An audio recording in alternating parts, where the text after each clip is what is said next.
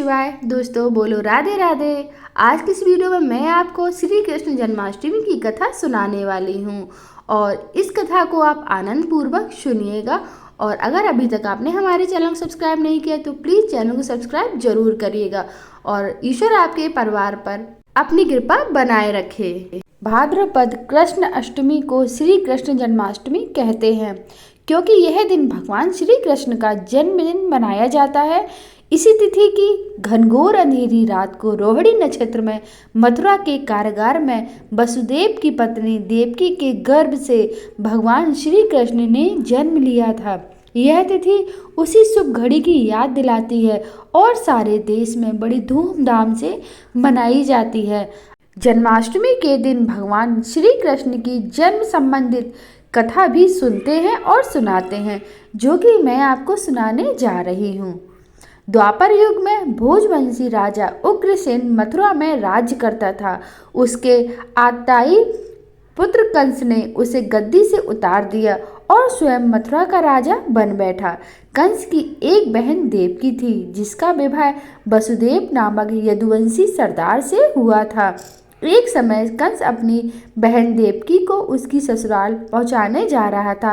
रास्ते में आकाशवाणी हुई, हे कंस, जिस देवकी को तू बड़े प्रेम से ले जा रहा है ना, उसी में तेरा काल बसता है। इसी के गर्भ से उत्पन्न 8वां बालक तेरा वध करेगा। यह सुनकर कंस वसुदेव को मारने के लिए उद्यत हुआ। तब देवकी ने उससे विनयपूर्वक कहा, मेरे गर्भ से जो संतान होगी उसे मैं तुम्हारे सामने ला दूंगी। बहनोई को मारने से क्या लाभ है। कंस ने देवकी की बात मान ली और मथुरा वापस चला आया। उसने वसुदेव और देवकी को कारागृह में डाल दिया। वसुदेव देवकी को एक एक करके 7 बच्चे हुए और सातों को जन्म लेते ही कंस ने मार डाला और 8वां बच्चा जैसे ही होने वाला था, कारागार में उन पर कड़े पहरे लगा दिए गए। और उसी समय नंद की पत्नी यशोदा को भी बच्चा होने वाला था। उन्होंने वसुदेव देवकी के दुखी जीवन को देख 8वें बच्चे की रक्षा का उपाय रचा। जिस समय वसुदेव देवकी को पुत्र पैदा हुआ, उसी समय संयोग से यशोदा के गर्भ से एक कन्या का जन्म हुआ, जो और कुछ नहीं सिर्फ माया थी। जिस कोठरी में देवकी वसुदेव कैद थे, उसमें अचानक प्रकाश हुआ और सामने शंख चक्र गदा पद धारण किए चतुर्भुज भगवान प्रकट हुए। दोनों भगवान के चरणों में गिर पड़े। तब भगवान ने कहा, अब मैं पुनः नवजात शिशु का रूप धारण कर रहा हूँ। तुम मुझे इसी समय अपने मित्र नंद जी के घर वृंदावन में भेज आओ और उनके यहाँ जो कन्या जन्मी है उसे लाकर कंस के हवाले कर दो। इस समय वातावरण अनुकूल नहीं है, फिर भी तुम चिंता ना करो, जागते हुए पहरेदार सो जाएंगे। कारागृह के फाटक अपने आप खुल जाएंगे और उफनती अथाह यमुना तुमको पार जाने का मार्ग दे देगी।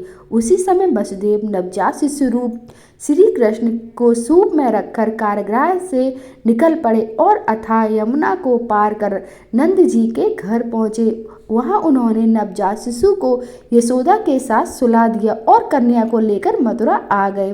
कारागृह के फाटक पूर्ववत बंद हो गए।